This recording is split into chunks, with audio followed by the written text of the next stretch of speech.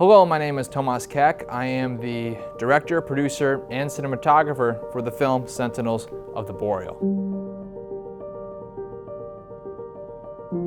This film was a bit of an experiment because there hadn't been anything like this done before in my university. I was that crazy kid who went up to one of my professors and said, "Hey, I have this idea for a project, for a film. Can you help me make it happen?" As this story began to develop and then progressed further on, we strategized this in a way where we moved it off just what Tomas wanted to do and integrated it into things that we at the university also advocate. That gave us the ability to find money and funding for him, integrate other specialists into the ideas that we first established, and then actually bringing that together in the video that I think has now brought everything together in terms of content and vision.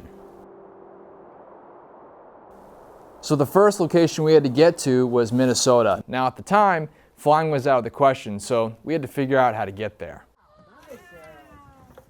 Anything else to go in? No. I was lucky enough to get my dad and my uncle Harold, both of which are avid environmentalists, to come with me on this two-day gig, on this two-day journey across the country to Minnesota.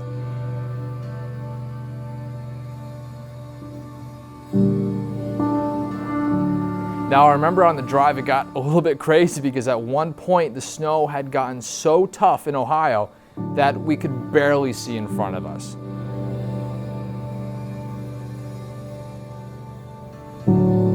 We had to stop at the side of the road and basically sleep out the snowstorm. We're dodging the snow. Harold was all in on the 12 to 3 shift, and the snow whomped us. I'm glad we did stop because when we got back on the road, there were several flipped tractor trailers right outside the exit we got on.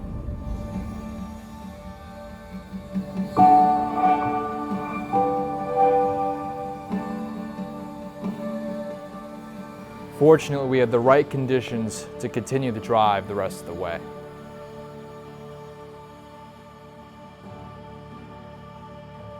We got situated on our stay area, and it was basically this little box cabin where we had the kitchen and the bed in the same room right up against each other.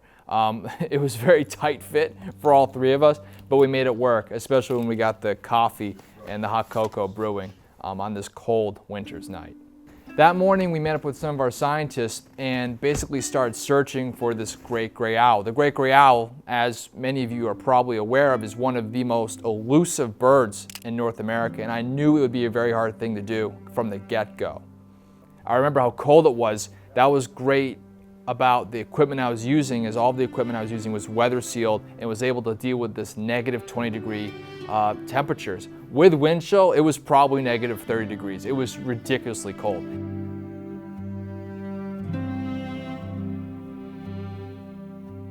It was really good having all the training I got at Sacred Heart, so I was able to go out there and meet the scientists, coordinate the interviews, get out there and get all of the B-roll and the footage that I would need to compile a film or project like this together.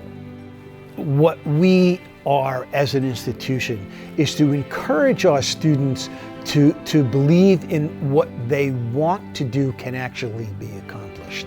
And I think giving a student the opportunity to explore this, and then more than that, support them on a bunch of different levels to actually make that project come to fruition, is really who we are and how we define ourselves as a university.